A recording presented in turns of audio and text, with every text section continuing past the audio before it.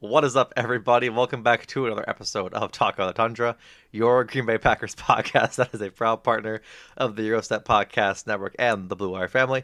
I am your host, Numac, as always, and joining me to talk about what was a stinker of a Packers Broncos preseason game is my lovely co-host Jordan Tresky. As always, Jordan, how you doing, buddy?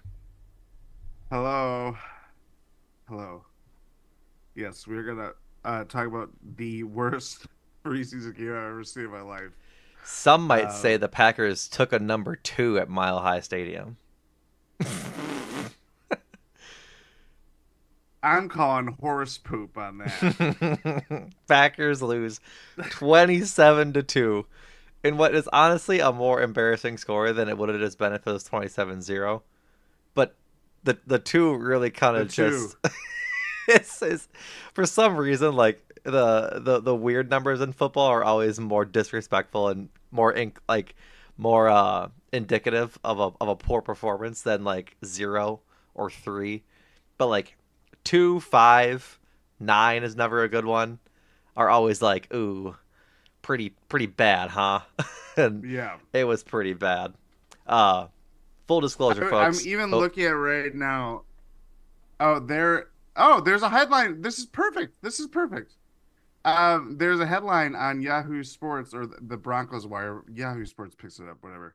Broncos Wire picked it up, and they were looking to see if 27-2 was a scoregami. Which, do you know what scoregami is? I do not score guy mids, but tell a listener.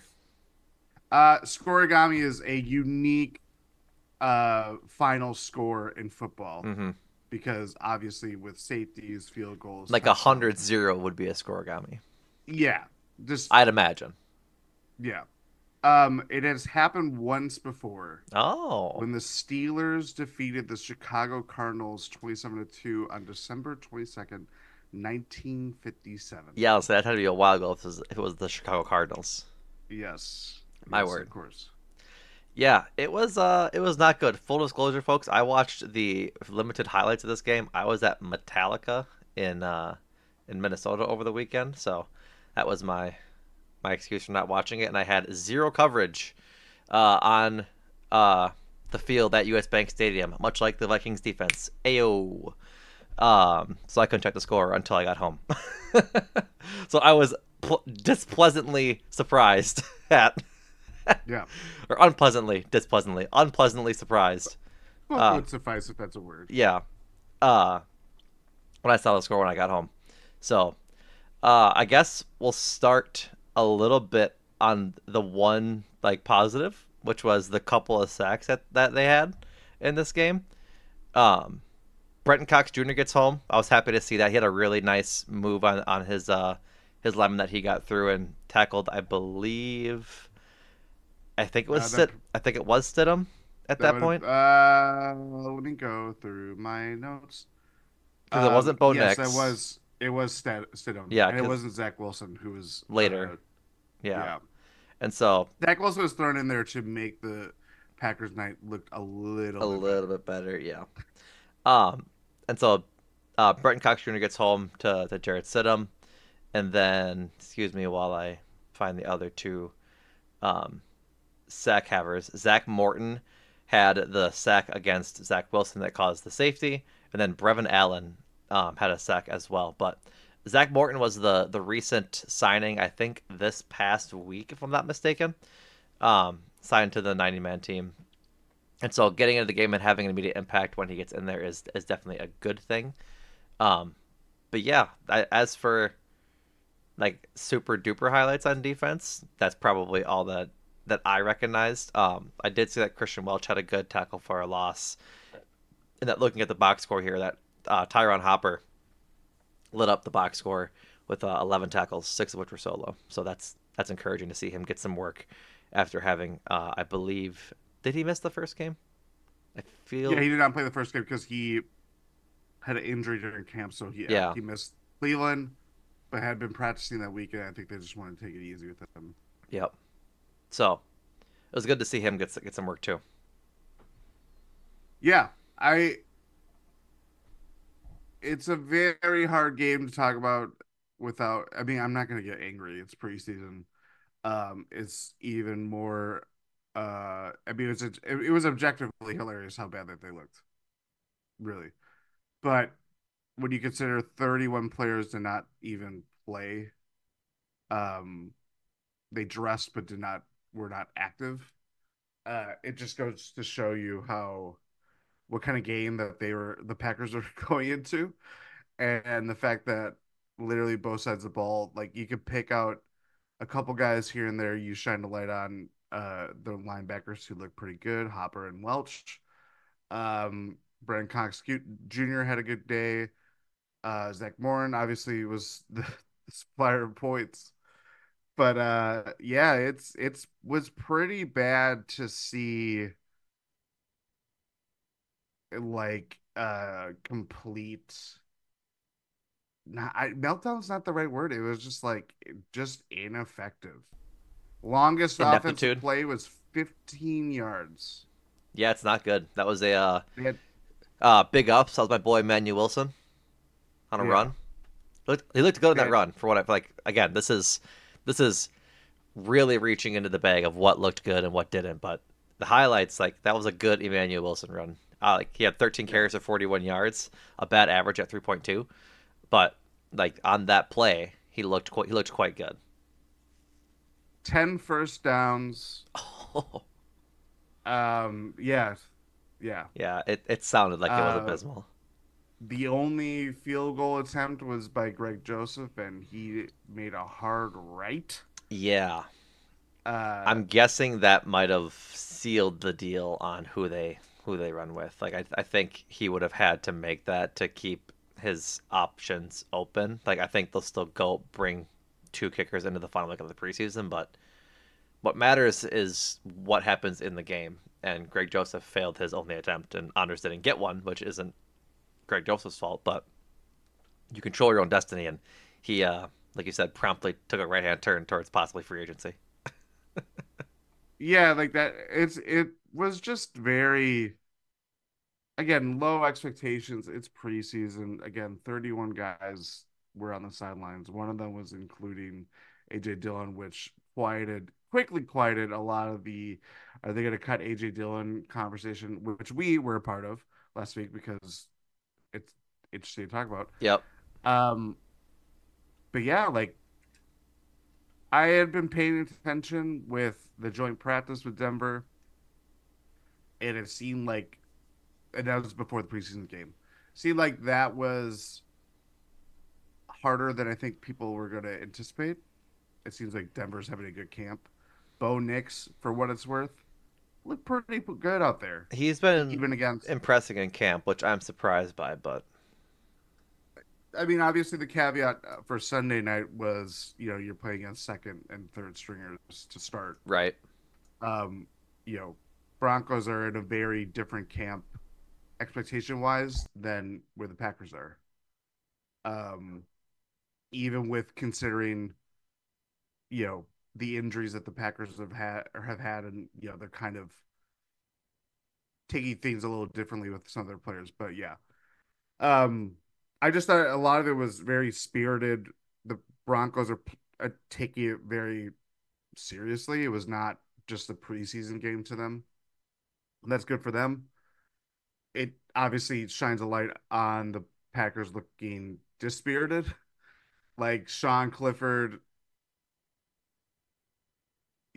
it's I think let's have that discussion. I think the Sean Clifford Michael Pratt debate of who's going to be the second quarterback isn't really going to be a debate for much longer. I think it's just going to be either Ryan Tannehill or some other vet to come in. Because I'll be shocked if they roll with either one of these guys as the second quarterback. Because like they both looked fine against Cleveland. Like they both looked all right. Like Sean Clifford looked all right. Michael Pratt looked all right. I'm looking at the stats and watching a bit of the shortened cut of the game.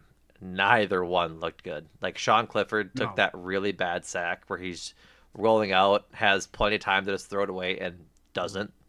Like that's just a bad sack to take. It was for 11 yards. Like if you're gonna roll out to get time, throw it away. Don't take the sack as the slow guy is barreling down on you. And so Like The that, pick that he threw, not good. not good. He lofted it up in a very like he just the thing with Sean Clifford, and it was very evident last year, even as he was looking really good, and we're like, oh, we don't just have one quarterback, we have two. And then people are calling for him to start over Jordan Love. You know, it's stupid fan stuff that you see on Twitter, but like that is a real sentiment that people had at some point because the Packers were not good to start the year. So therefore, let's change the quarterback. Let's get to wins. Yada yada yada. Now we have a franchise quarterback. His name is Jordan Love. Clearly, getting paid handsomely and like a franchise quarterback. The thing with Sean Clifford is that he does not know how to throw inside the hash marks. It is so evident every time if it's a slant or if it's a crossing route, he's way more comfortable going outside the pocket, off script plays, and that's fine. But when you're throwing like out routes to the sideline is his kind of like safety net in that it's just an incomplete Right. pass rather than throwing it in harm's way and having a defender pick it off or a linebacker just shoot on the route, jump on the route, that kind of thing. He just can't. He does not have the confidence to play that game, and that is the hardest throws. I mean, a guy like Aaron Rodgers, for how good he is, we know how risk averse he is, and part of that was playing the game in the middle. So it is natural that you're not going to have that. And part it's just having chemistry with wide receivers, which you think that you'd have a little bit more chemistry with guys like Grant DeBose, Malik Heath,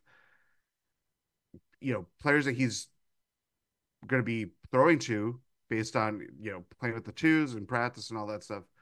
But yeah, outside of a few throws to Malik Heath, who made I thought looked good, but you know it wasn't like the offense was firing on all cylinders. Obviously, I just thought Sean Clifford just cannot do the thing that carries you to having a successful quarterback, and like it's so apparent. And So, even Michael Pratt, like, sorry, clue me in.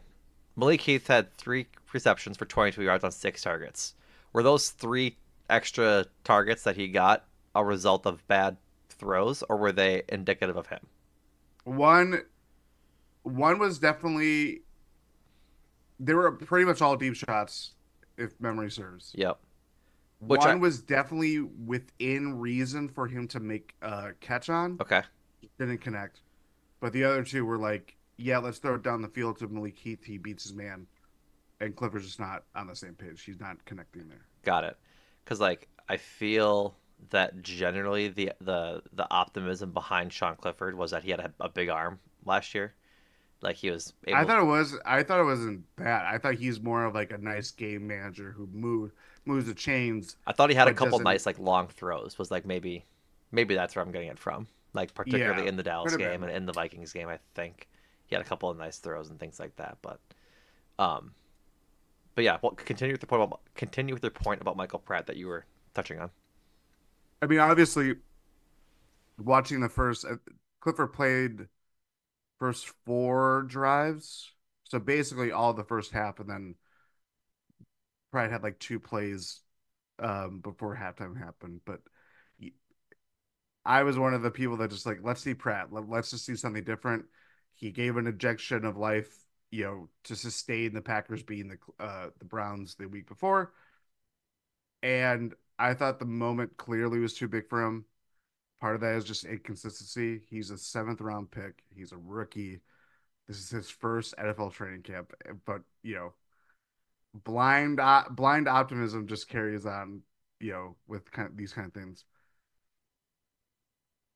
It was too few and far between of just being able to like put together a solid drive. Like a lot of these, I mean, obviously, if you have 10 first downs, you're not getting into enemy territory.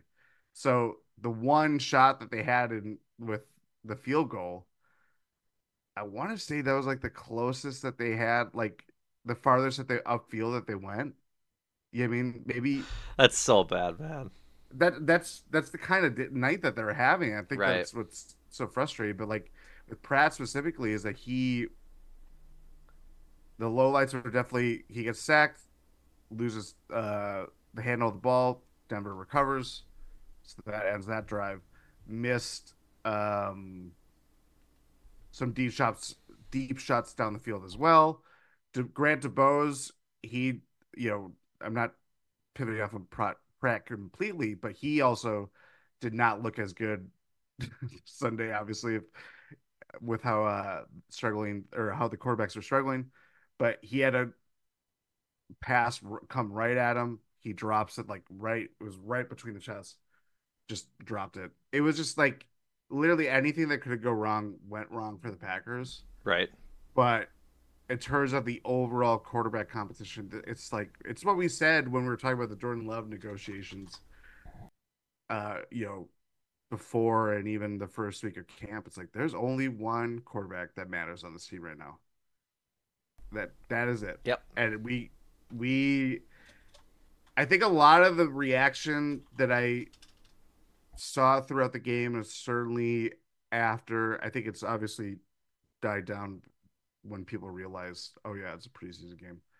But it's like this is not reflective of the Packers that we think we will see. No, not nothing whatsoever. And it does. I think there are questions to be had about this team currently, and maybe we'll see at some points in the season, especially as injuries mount. It's football after all, but it's a different game. It's you just like all the critical analysis. I love it.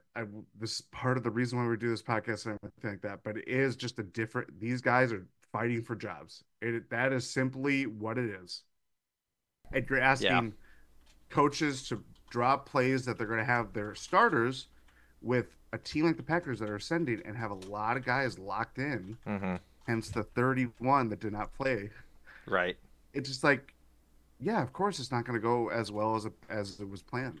I don't think it was necessarily a reflection on the coaching staff or anything like that.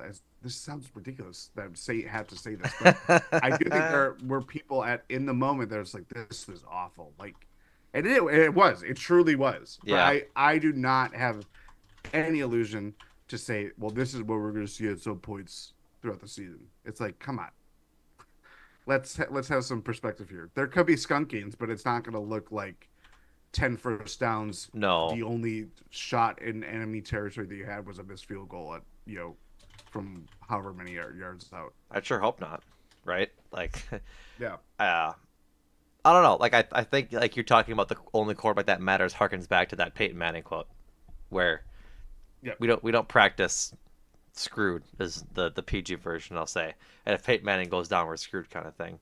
That's the exact Yeah. same situation the Packers are in right now. And so I'll be curious to see how this position battle plays out when it comes to um, Michael Pratt or Sean Clifford. Like, do they go with the quote unquote experienced guy and Sean Clifford, guy they I believe drafted last year? Yeah, he was drafted, right? Or is he a undrafted free agent?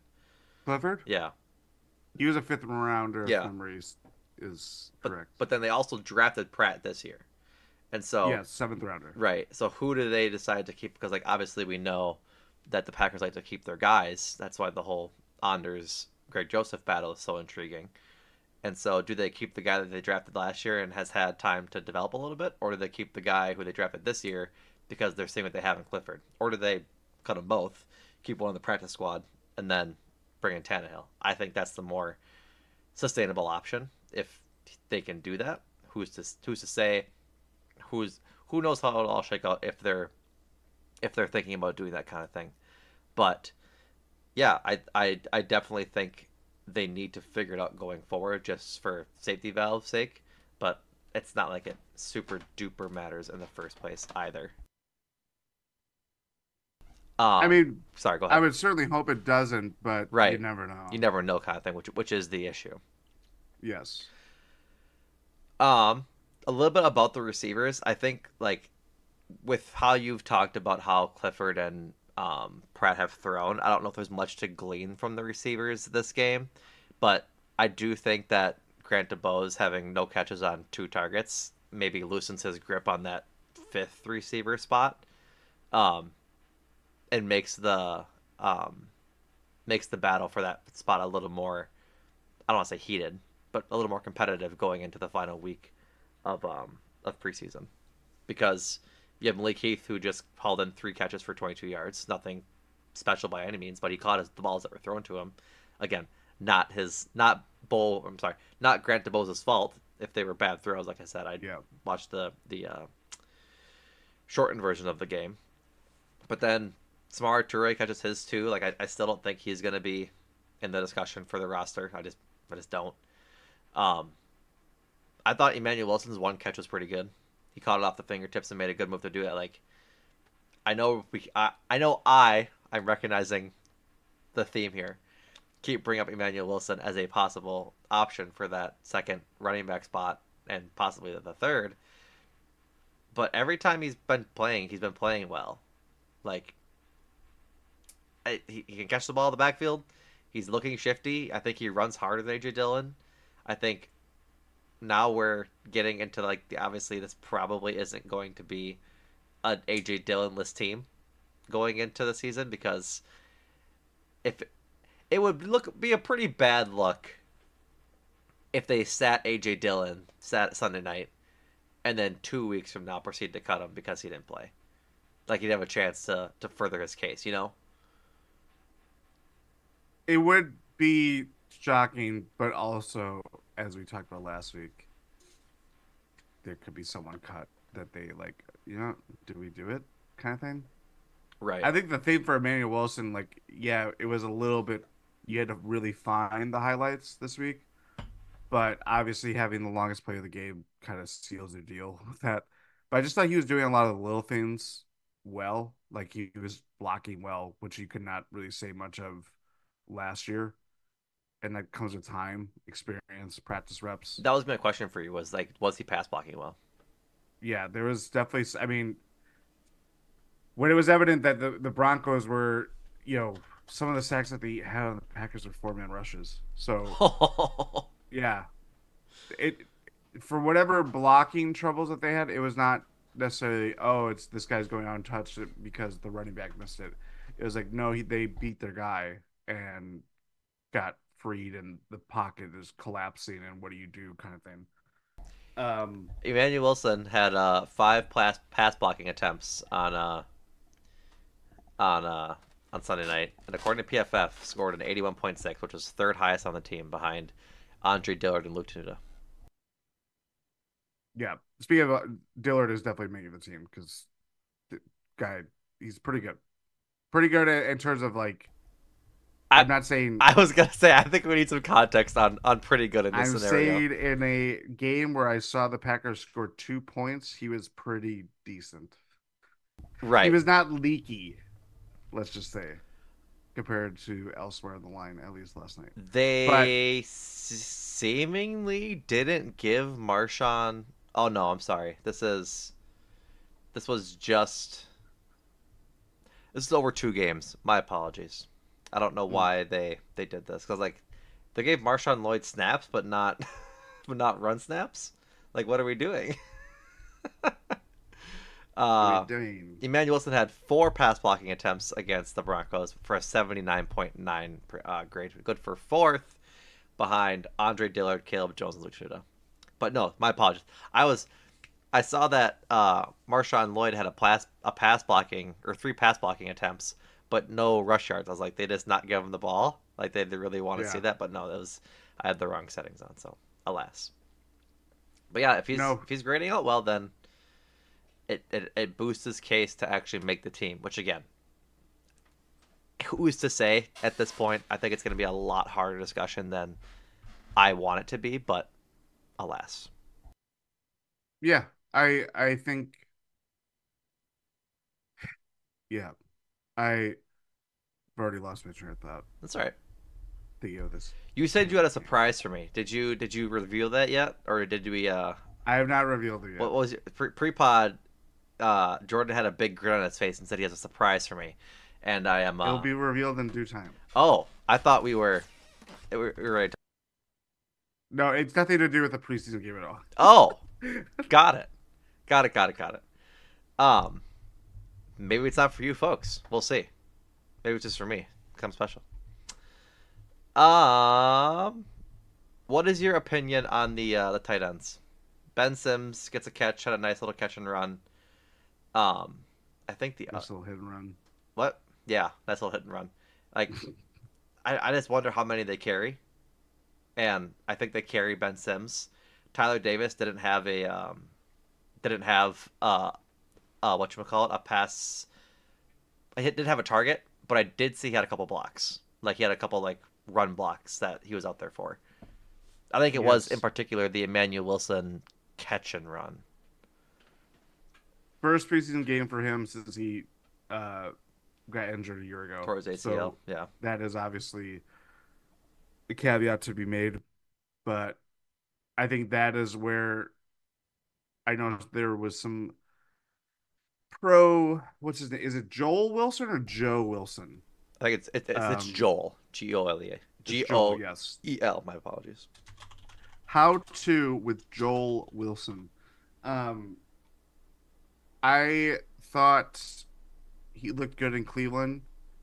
He didn't really have. I mean, he had one or he had two targets, one catch for 4 yards.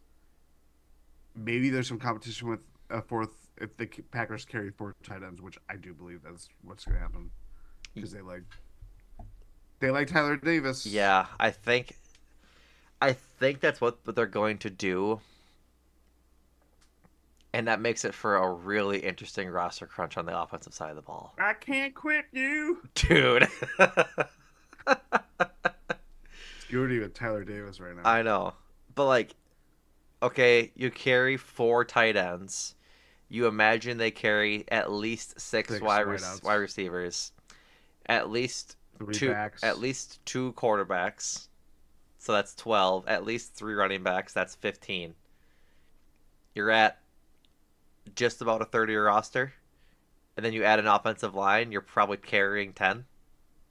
Uh, maybe It might be 9, but I think that's that's 24. right. And so you're just Let's short add on. So then you add on kicker, punter, long long snapper. snapper. That's 27. So the rest of the 26 is all defense, Yeah. which It just gets tight.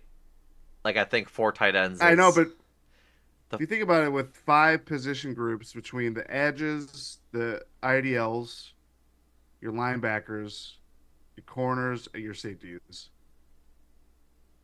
that's five apiece, and mhm. you just add one more at one of those groups. Mhm. Whether that meets that distribution, I don't think it will. no, but that is pretty stocked.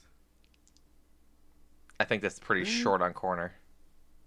Unless Five are you counting five safeties and five safeties, I'm counting as its own group, I guess, yeah. I don't five know. by five plus Yeah. one, right? Yeah. Yeah, it'd be It's, I don't know. It's hard. Like this is a hard thing to go through. I don't know, man. I think keeping four is a little bit but I also think that they're going to be pressured into keeping four anyways because they have to keep Musgrave and Kraft, and they both had injuries last year, mhm. and so you have to have backups for them. And I think Sims and Davis are C tier Musgrave and Kraft. I think Yeah. they fill out the same roles as Sims and Kraft yeah. It's not great. sounds like a 80s cop show on like Yeah. USA. Did did any of the safeties impress you? Did Evan Williams look good or anything? Did Oladapo played, I saw that had a four few tackles? hits. Um, outside, it really was the linebacker. Like Hopper is fast, Okay. Oh, which is nice. okay. Athletic, guy that can play. It's nice having like a linebacker. Like Quake fills this, but he also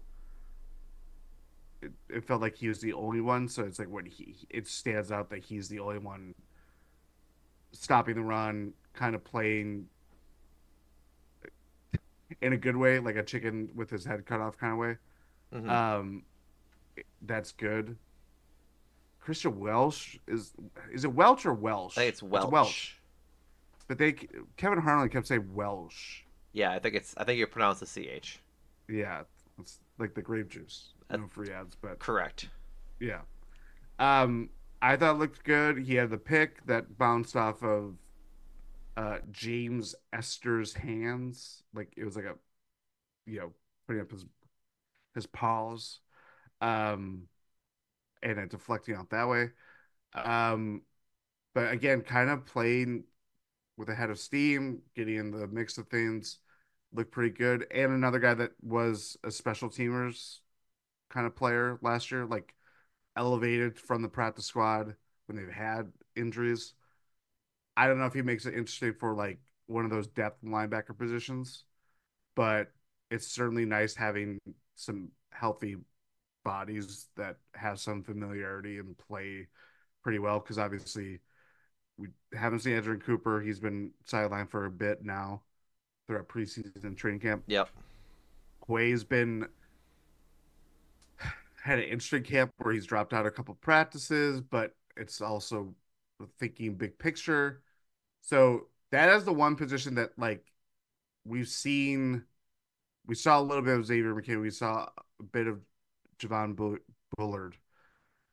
We saw a little bit of Evan Williams, whether he's in the starting mix or not. But like linebacker as a whole, it's been pretty much the second or third stringers or guys that are fighting for jobs. And I think that is the one area where even a night like last night, where it was everything went to crap pretty quickly, I thought Welch and Hopper looked pretty good for given what we saw overall. Gotcha. Gotcha. I saw Rochelle had a couple of good tackles. He's playing himself into a spot, I think. Like I know we're going through like some niche guys, but like he had a good week last week against the Mm-hmm. Browns, and I think another good week this week is solidifying his spot for on the roster, like as maybe the last cornerback and primarily plays special teams because he was on special teams last year, if I'm not mistaken. Um, you talked about it in the GSPN Discord. Daniel Whalen, MVP of this game, 4 punts, 219 yards, two touchbacks, and two within the 20. So at least they're set there, right? Yeah, that was the nice thing of that because, um, yeah, it was pretty settled that there's no kicking competition there because there is one. Correct. Okay. All right. I have a question for you. Going Yes, into the last week of camp here, of training camp, and like into the last preseason game. against the Ravens, another joint practice coming up too. Yep. So say similar circumstances, only this will be played at Lambeau Yep. Are you sure? I don't think it is. because they haven't had a home preseason game yet. Oh, you're right. Yep, it is at home. I had it mixed up. Anyways, what is I guess what position battle are you most intrigued by going into this last week? I guess what do you think needs to be decided um with urgency versus like enticing battle? Like obviously backup quarterback, enticing battle, not urgent. Kicker battle, urgent but not enticing because we kind of know it's gonna be Anders Carlos at this point. Like I'd be shocked if it wasn't, frankly. And so like, do, do you get what I'm asking here? Yeah. Okay, Uh, I stumped you. I'm I'm sorry. gonna push. I'm gonna push back on the backup quarterback situation because I just don't think they're gonna get another. They're not gonna get a You don't think they're gonna veteran bring in a quarterback. veteran? To quote Mike McCarthy a couple years ago, second to last season, he was very comfortable with his quarterback room, and that included Brett Hundley and Joe Callahan. It's ugly. Yeah. Now the context of that was someone was asking if you'd roster Colin Kaepernick because he was blackballed from the league. Packers were not going to do that. But yeah, Mike McCarthy was like, I have a good quarterback room after Aaron Rodgers got hurt uh, against the Vikings. Not Maybe that was Anthony Barr. I can't remember. Doesn't matter. I just think you'd never know with quarterback injuries. It's not something I wish for with Jordan Love. I am knocking on wood. Like, but you just never know when doomsday scenario is going to happen. Right. And historically, the Packers just don't do that. They don't really. They first they haven't really had a need to do that because they've had suitable backups that they draft. Whether it's like the Kurt Warners, Mark Brunells, That like is a throwback. I know, Like I but even like Matt Flynn, yeah. like Did they draft Matt he, Flynn? they did draft Matt Flynn. I believe they did. Yeah, but they also drafted Brian Brom. That was the 2008 draft, but again, they've had misses. He was drafted in the seventh round. Yeah, Um, I think it's also notable that the free agent quarterbacks that are available are slim. It's Ryan Tannehill, as we mentioned, Brian Hoyer, Blaine Gabbert, AJ McCarron, Matt Barkley, Trevor Simeon. Colt McCoy just retired. Yep. Nathan Peterman, Logan Woodside, who have not heard No, no, Nathan Peterman got picked up when recently. today. Last week, I guarantee you. Oh, well, never mind. According to Sport Track, he's still I want available. to say it's the it was not the Raiders, but I And think it's Ben DiNucci is is available. oh Ben DiNucci is also not available. The Bills just picked him up last week. Nathan Peterman did get signed by the Raiders last week too. What? Fuck off, Sport Track. Honestly, what are you good for? Um, yeah, like again, I do think there are some quarterbacks that are going to get cut at some point. Oh, for sure. Um, yeah, I just don't see them. Uh, I'm again, do not cast any illusions of the quarterbacks that we're seeing, but also don't. I would not prepare for. Well, Tyler Huntley is going to get cut by the Browns, or player X is going to get cut by this team. The Packers will make a claim on their own. There's going to be more immediate. That goes back to your original point of it's not an urgent need for them to go on the waiver wire. Let's go after this guy because Right. they may look at the offensive line. They may look at third running back. They may look at or fourth running back, depending on how many that they want to carry. They might think other positions rather than backup quarterback. But again, doomsday scenario always exists. Yeah. Um, Elsewhere, kicking competition is what it is. I agree with you. I think it's Anders. It was always his to win, and it's certainly not his to lose. I just don't. Would you say he won it? Because it's not good. I think now they're. Default is a way to win, baby. I think they're both sub 80 now, which is not good. Or they're I don't think close. that's true because Anders didn't kick last night, so I think he's above.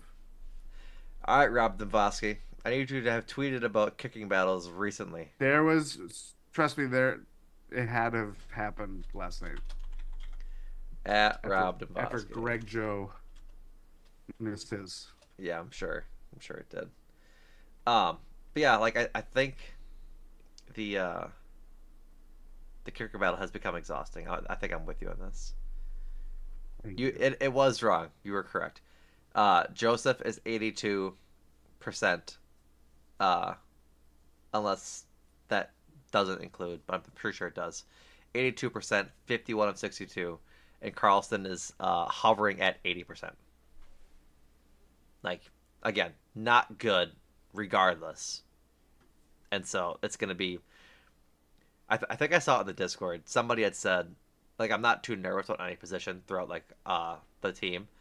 Kicking is going to be a stressful event at every point of the season. Like I would rather just maybe don't kick this season and leave it to extra points and just go for I it. mean, if I could wager, Okay. I had to think of a different way to say it. Yep. I think the Packers. Actually, no, I'm not gonna say this. I'm not gonna say this right now because this is gonna dovetail into probably one of our future pods. Okay. I I'm gonna guess. flat out ask the question that I was about to speak to. So I'm gonna write this down on a separate document. Stay tuned for that in the future, folks. Yes. Um, I think my answer to my own question is uh is the safeties. Like I'm genuinely That curious how second safety. yeah, that second safety, how that's gonna shake out, how many they carry, things like that, and how those safeties end up playing throughout the season. Obviously, I've been a victim to this in the past. I tend to overvalue the guys at the end of the bench in the secondary. Micah Abernethy, I'm talking about you. Um, but like whoever's next to Xavier McKinney is gonna matter. It's probably Javon Bullard, but do they mix in Evan Williams some plays and things like that, or is Evan Williams just on the team to develop and play special teams? And same thing with Keaton Oladapo or Anthony Johnson Jr., who played special teams last year. And so it's interesting to see how that's going to shake out. Because, like you said, you think they carry four. McKinney and Bullard are two locks. Who are the other two? There's a battle for amongst three of them to make for two spots. Bullard, or I'm sorry, not Bullard. Evan Williams, Anthony Johnson Jr., and Keaton Oladapo. And it was a spot where they were really bad last year and in years past. They didn't have an answer there. Have been looking for an answer since Micah Hyde and looking for an answer since Nick Collins. We talked about it last week. And so going Yeah. into this last week, I think it's going to be important to see how those guys play, especially against like depending on if Tyler Huntley plays. He probably does because he's their backup. But I'm not really sure. I forget who the Ravens' third string. Um, It's not Tyler Huntley. isn't it their second string Tyler Huntley? No, he was on Cleveland. Oh, why am I was getting those backwards. My apologies. That's a good I'm question. looking at it. It is Josh Johnson. Surely not the same one. It is. Oh my god, it is. I didn't know he was still in the league. 2008 fifth round pick, former Tampa Bay Buccaneer Josh Johnson is their backup quarterback. Holy moly! But then Devin Leary and Emory Jones, two guys I've never heard of. But Dude. yeah, my apologies. Like I just Okay. think it's important that yes, okay, now if they're going up against this lesser talent, Evan Williams and Keaton Oladapo and Anthony Johnson Jr., show out, right? Cover your guys. Yeah. Make sure you're actually making plays to positively impact the game.